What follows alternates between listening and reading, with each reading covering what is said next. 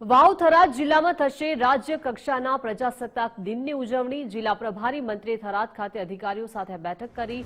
વાવ-થરાદ જિલ્લાના પ્રભારી મંત્રી ઋષિકેશભાઈ પટેલે બેઠક કરી છે। 26 જાન્યુઆરી રાજ્યકક્ષાની ઉજવણી કરાશે। થરાદ ખાતે 3થી વધુ વિધાનસભા બેઠકના કાર્યકરો સાથે પ્રભારી મંત્રીની આ બેઠક મળી। પ્રજાસત્તાક દિનની ઉજવણી અને જિલ્લાના વિકાસ માટે ખાસ આ બેઠકમાં ચર્ચા કરવામાં આવી।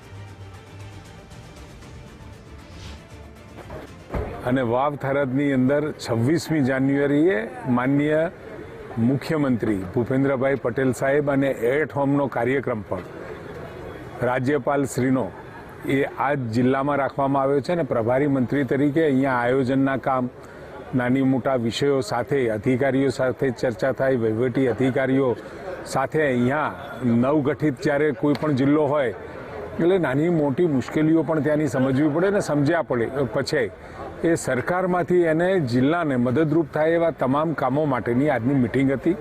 અને સાથે 3 વિધાનસભાઓ અને લગભગ 8થી 9 મંડળો એની સાથે બેસી એ કાર્યકર્તાઓની સાથે મળવાનો આજનો મોકો પણ હતો।